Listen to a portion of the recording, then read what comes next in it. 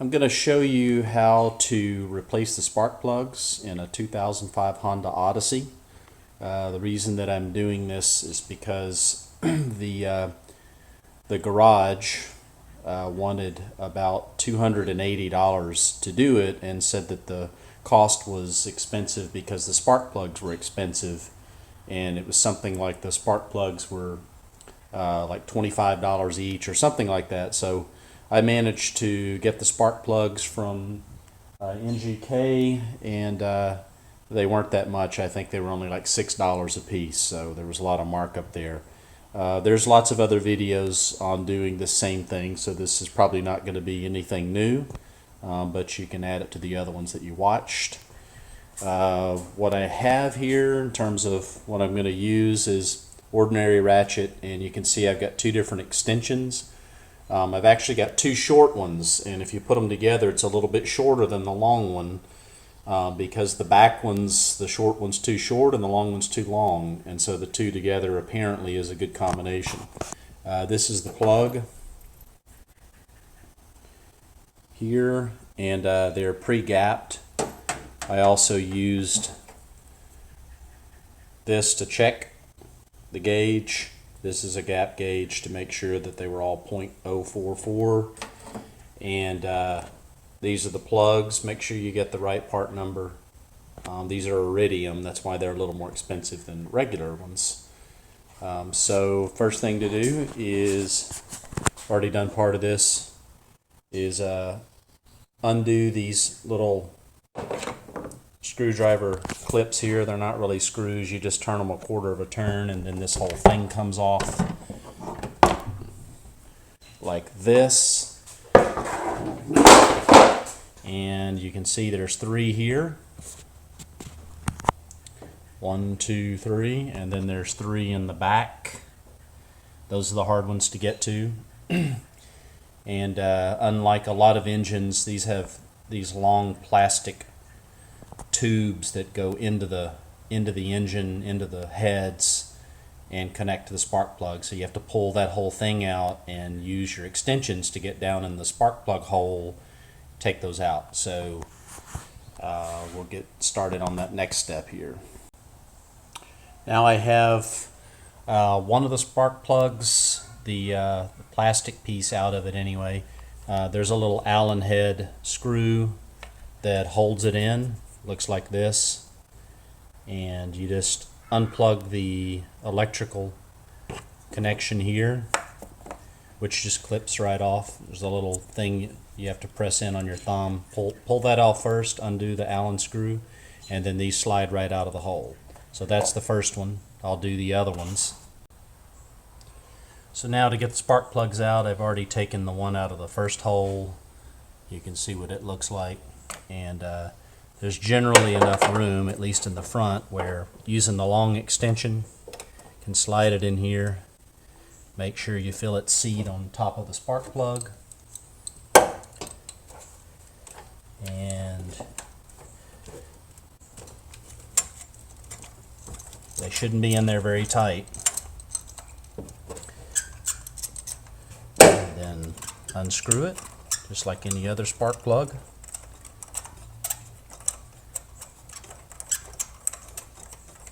You want to be careful not to get any debris and dirt and shavings down in this hole, or it will go right into your engine. And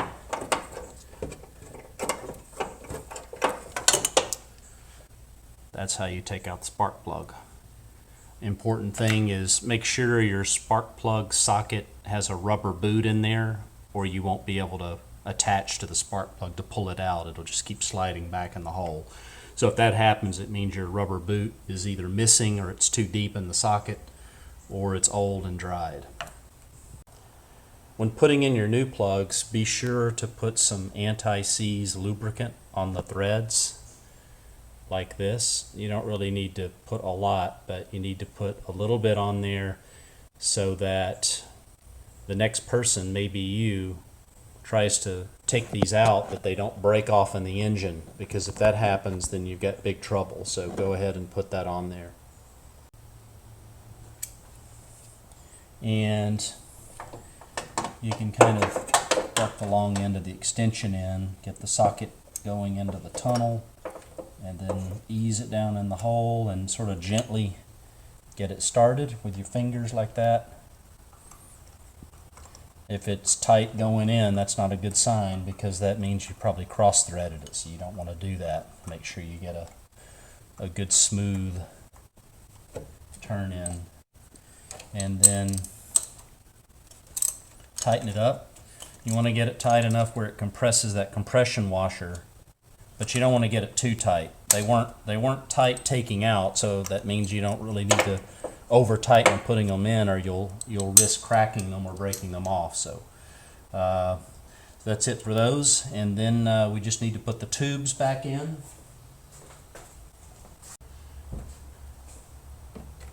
You slide in pretty easy.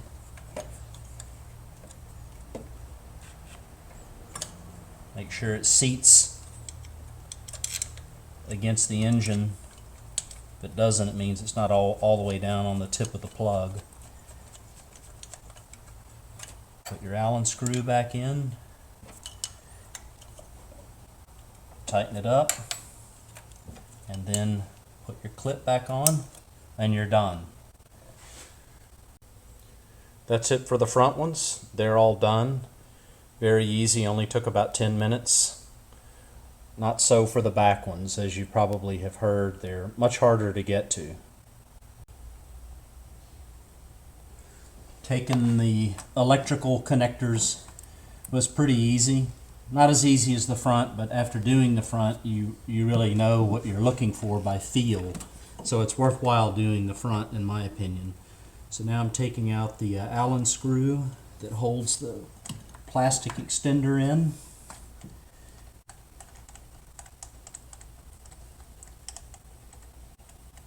Something tells me that this one on the corner is easy to do because I'm right-handed and it's on this side of the engine. Take that out. Out she comes. Easy does it. So there's the first one. Then I'm going to take the socket, and using the two short extensions, you got to kind of feel your way to find out where that hole is. Put the first one in, then the second one, and I can feel that it's seated on the plug.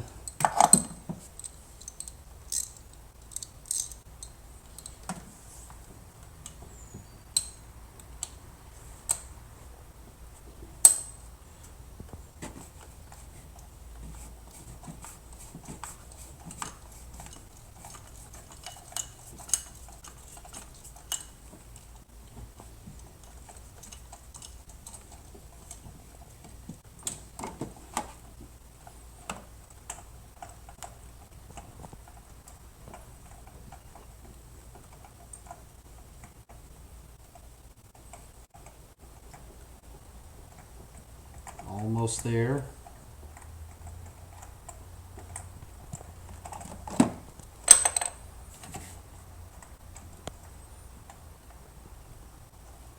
Take the first piece off, ease it out. That was easier than I thought it was going to be. Okay, so those are all in and tight. So now I need to put plastic things back in here. If you forget where the hole goes, you can feel it on the back for the little hex screw.